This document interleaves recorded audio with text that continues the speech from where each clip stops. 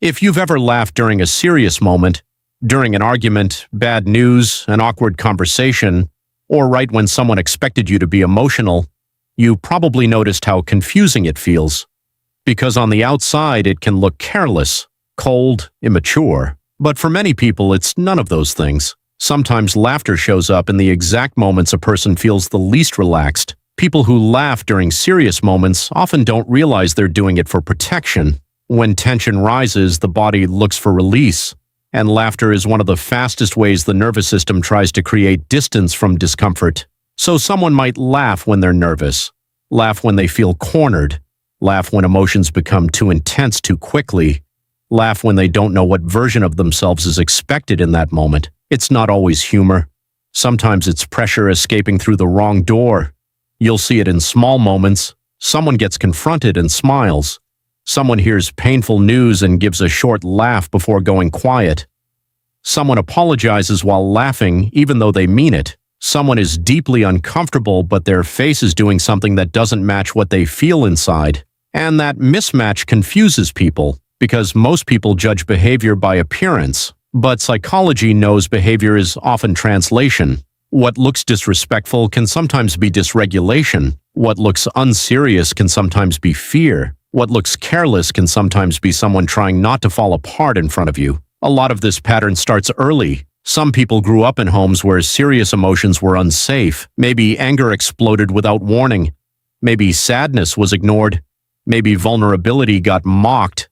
Maybe tension filled the room often, and no one knew how to process it. So the child learned to soften heavy moments however they could, with jokes, with smiling, with awkward laughter, with acting fine. Because in some environments, being light was safer than being honest. And here's where it gets interesting. The real reason often isn't that they don't take things seriously, it's that they take things so seriously their system can't hold it smoothly. That laugh can come from overload, not absence. Some people freeze under pressure, some shut down, some become defensive, and some laugh. Different nervous systems choose different exits.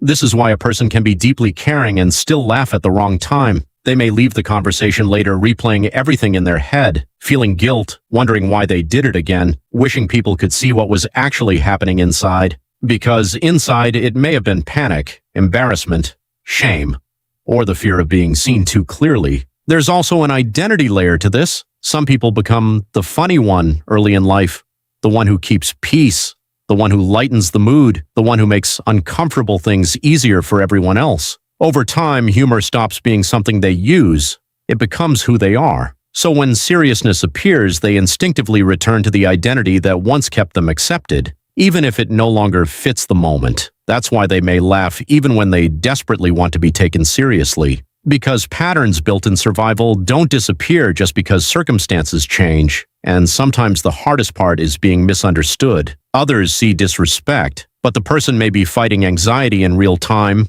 Others see immaturity, but the person may be carrying an old reflex from years ago. Others see someone who doesn't care, but often they care so much it spills out sideways. None of this means every laugh has hidden pain behind it.